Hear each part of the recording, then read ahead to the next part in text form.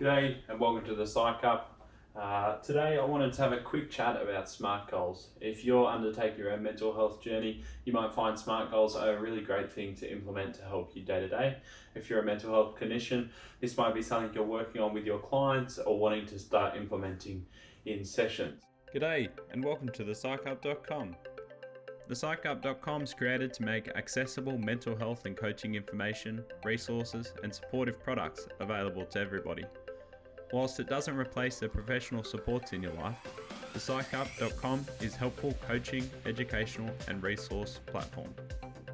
Why do we use SMART goals? Well, if we've got vague goals that we haven't set the time aside to complete or look at, it's very likely that they're going to be hard to achieve. And so SMART goals are a great tool to help us really clarify what we want and start achieving along this journey.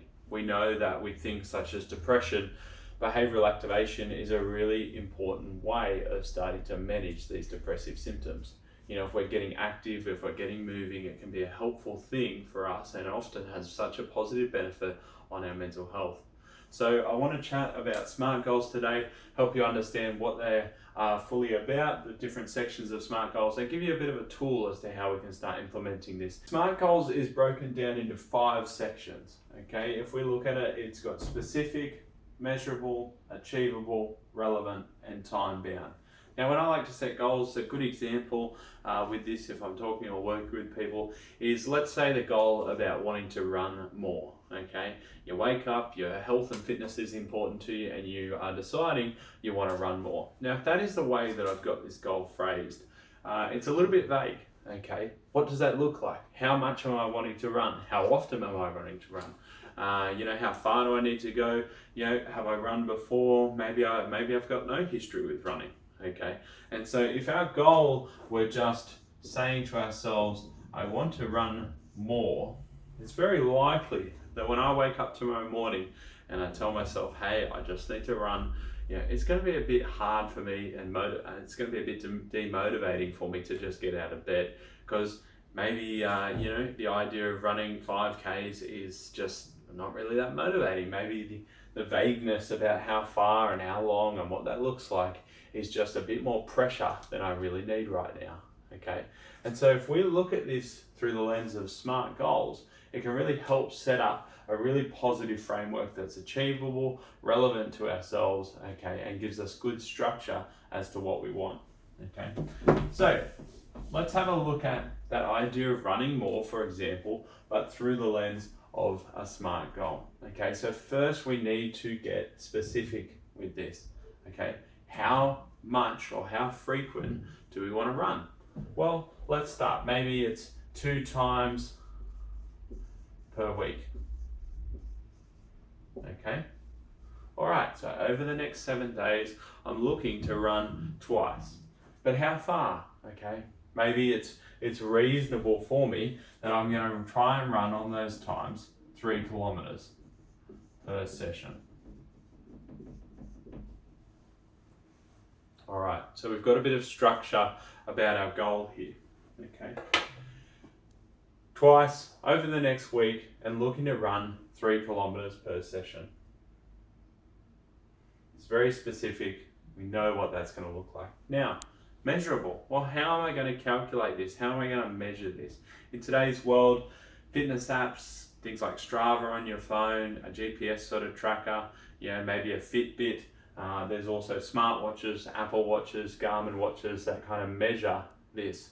But if you don't have those things, it doesn't have to be overly complicated. Okay, you might know that the distance to your local shop is 1 kilometer. Okay, so it could just be running a few hundred meters back further than that, turning around and coming back the other way is going to give you 3 kilometers. All right, you might also journal it, right? So journaling the days you went out, you got a calendar, mark off, all right, Monday, Wednesday, we went out for that run. Okay, so you might diary, record. Okay, you might have a smartwatch to check the distance, right? And so using those 2 things helps you to measure this, and you can track that. It's really important when you're setting these goals, you can track that across the month. Achievable. Now, this is the point of your goal setting that you've got to ask yourself, is this achievable? Okay, for me, knowing my history, knowing what I've done before, knowing what I feel I'm capable of. Okay, and we're looking for something that is achievable, right? So this needs to be, yes, it is achievable, right? And you might be basing this off history, past performance, okay, or maybe just a judgment of your skill, just a basic assessment going, all right, I know I've got this kind of fitness or whatever goal you're doing, right? I know that I've got sort of this capacity in this realm. So yes, it is achievable for me. If it's not, we need to come back up and reevaluate the specifics of the goal. Relevance, okay? Is this goal relevant to me? So often you might be here kind of considering your values. And why am I doing this goal? Maybe it's about health and fitness. Maybe it's about you're doing this to improve your shape, for your family. If it's about running, if this goal is about studying or working, it might be about values that align to that. Okay, and so we want it to be relevant. Again, we need another yes here. If this goal's not relevant to you, then why would you do it, right? And I think that's fair to say.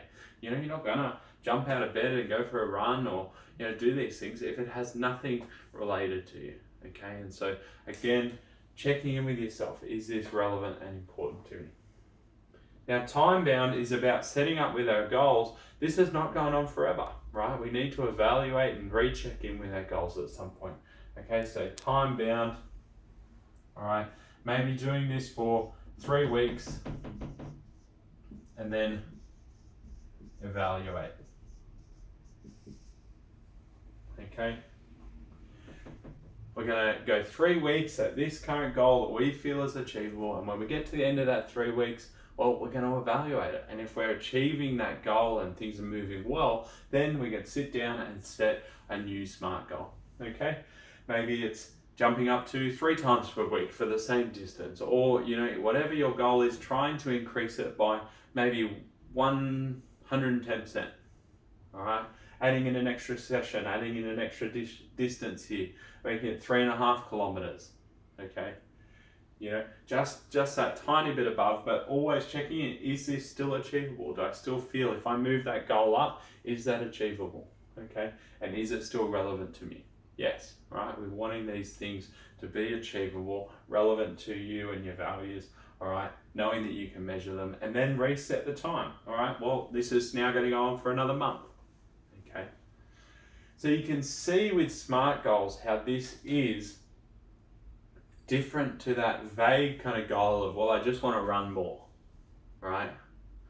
I just want to be fitter, be faster, or I just want to be studying more, or I just want to be working harder, or I just want to, be able to get out of bed and do my chores or responsibilities. Okay, when we look at things through SMART goals, it really helps us to break down, and for our brain, this helps to send the feedback that you are achieving, helps to know the structure in which we are working. Okay, and that's a really important thing when we're dealing with our mental health and improvement. Now, one thing I don't want you to forget, one thing I want you to take away here though, is this idea about how confident are you in your goals. And this is a number that you need to assign out of 10. If you're 10 out of 10 confident in being able to achieve your goals, then that means that SMART goal is really helpful. If you're 0 out of 10 confident that you're going to be able to achieve it or engage or want to engage in that goal, then we need to reevaluate it. Okay, and we're looking for a score that's higher than 7 out of 10 confidence in your goal. If it's below that, I'd really encourage you to reevaluate it, make it more achievable, make yourself feel more confident about engaging in it. Okay, because this number is really important to making sure that you are going to be able to complete it. And when you complete things and are achieving these goals, that's really important to the feedback that you're sending our brains as we're going through and improving. Okay, hope this was helpful. Hope you're sitting down and able to kind of record your own goals that sit there. Think about it, SMART goals, specific, measurable, achievable, relevant, and time bound. Thanks for checking in. Drop a comment below to say good day, click subscribe, and check out the channel for more.